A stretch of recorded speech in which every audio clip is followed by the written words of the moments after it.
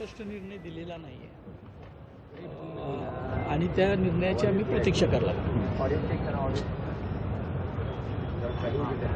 खरं तर त्यांना या ठिकाणी हजर राहावं की नाही राहावं या संदर्भात उद्या त्या ठिकाणी निर्णय होणार आहे। एकंदरीत कसं या सगळ्याकडे बघताय, तुमची नेमकी काय आता कोर्टाकडे मागणी होती? आमचे वकील असीम सरोदेनी उच्च न्यायालयात सुद्धा जे काय आहे ती सगळी बाजू मांडलेली होती, सरकारी वकिलांनी सुद्धा मांडलेली आहे।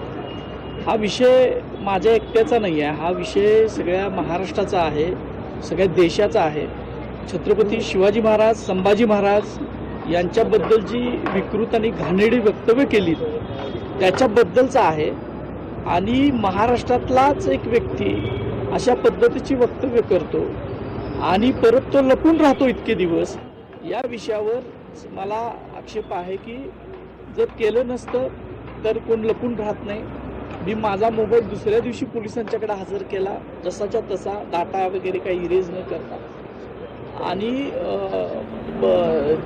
जो म्हणत होते की एक वेगळं त्यांनी नरेटिव्ह सेट करायचा प्रयत्न केला की मी कॉल केला नाही, मी हे केलं नाही, मी ते केलं नाही, पण आज ज्या वेळेला हा सगळा फोन पोलिसांच्याकडे गेला त्यावेळेला डाटा इरेज करून दिला गेला।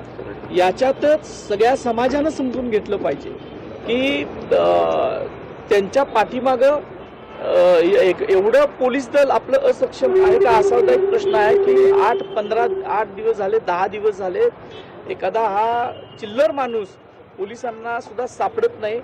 आणि माझी पहिल्यापासूनची धारणा आहे की माननीय मुख्यमंत्री हे शिवप्रेमी आहेत, सगळे उपमुख्यमंत्री शिवप्रेमी आहेत। काल सुद्धा त्यांनी अनेक घोषणा केल्या शिवाजी महाराज, संभाजी महाराजांच्या बाबतीत, आणि ज्यांनी घाणेरडे विधाने केले त्यांना त्यांनी तातडीनं कारवाई करायला पाहिजे। महाराष्ट्रात म्हातारी मेल्याचं दुःख नाही, काळ सोकवता कामा नये, अशी जी एक म्हण आहे ती होता कामा नये, एवढंच माझे याच्याबद्दल म्हणणं आहे। अंतरिम जामीन होता तो, आज त्याची मुदत संपली, आता कोणत्याही क्षणी त्याला अटक होऊ शकते, पण पोलिसांनी हे धाडस दाखवावं, काय वाटतं? याच्याबद्दल न्यायालयात जे काय होईल ते बघता येईल, पण माझं महाराष्ट्रातल्या सगळ्या लोकांना, देशभरातल्या लोकांना एक आव्हान आहे की तुम्ही जी प्रवृत्ती आहे आणि एखाद्या प्रवृत्तीला कशा पद्धतीनं पाठीमागं सुद्धा घातलं जाऊ शकतं याचं उदाहरण आता महाराष्ट्रात चाललंय, एवढंच मला म्हणायचं आहे। याच्यावर मुख्यमंत्र्यांनी तातडीनं निर्णय घ्यावेत, कारवाई करावी। जरी हे प्रकरण न्यायालयात असलं तरी आपल्याला सगळ्यांना माहीत आहे की कशा पद्धतीनं कारवाई करता येते। एवढंच माझं म्हणणं आहे की आपलं संवेदनशीलता ही महाराष्ट्राने जपली पाहिजे आणि त्यात खासल्या खास पोलीस दलानं आणि राजकारणी सुद्धा जपली पाहिजे, एवढंच मला तुम्ही असीम सरोदेंना वकील दिला, पण दुसऱ्या बाजूला सरकारी वकिलांनी जी भूमिका मांडली, सरकार कुठेतरी कमी पडते भूमिका म्हणतात असे आम्ही आमचं म्हणणं असं आहे की सरकारी वकील जे आहेत त्याच्याबद्दल सरकार निर्णय घेईल। मला माझ्या ज्यांच्यावर विश्वास आहे अशा मी वकिलांना माझं वकीलपत्र दिलं, एवढंच बनायचं। कायदा सुव्यवस्थेच्या संदर्भात कोरटकर ऑनलाईन हजर राहतील अशी माहिती समोर आलेली होती आणि त्यानंतर मात्र इंद्रजित सावंतांची ही आपण प्रतिक्रिया पाहत होतो। महत्त्वाचे मुद्दे देखील त्यांनी उपस्थित केलेले आहेत।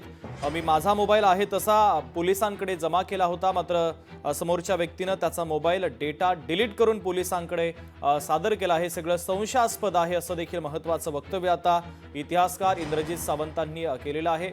अंतरिम जामीन अर्जावरची सुनावणी संपली आणि त्यानंतर इंद्रजित सावंत हे माध्यमांशी संवाद साधत होते। कोल्हापूरच्या सत्र न्यायालयामध्ये आता ही सुनावणी सुरू होती।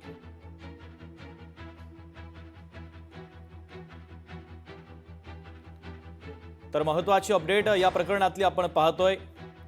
सर्व डेटा डिलीट करून मोबाईल जमा करण्यात आला अशी देखील माहिती इंद्रजित सावंतांचे वकील असीम सरोदे यांनी कोर्टामध्ये दिली। मात्र समोरच्या व्यक्तीची ही संपूर्ण गोष्टी संशयास्पद असल्याचं देखील आता असीम सरोदे यांनी म्हटलेलं आहे। तर मी माझा मोबाईल आहे तशा अवस्थेमध्ये पोलिसांकडे जमा केला होता असं इंद्रजित सावंतांनी म्हटलेलं आहे। लोकशाही मराठी ऐका, पहा, जागरूक रहा।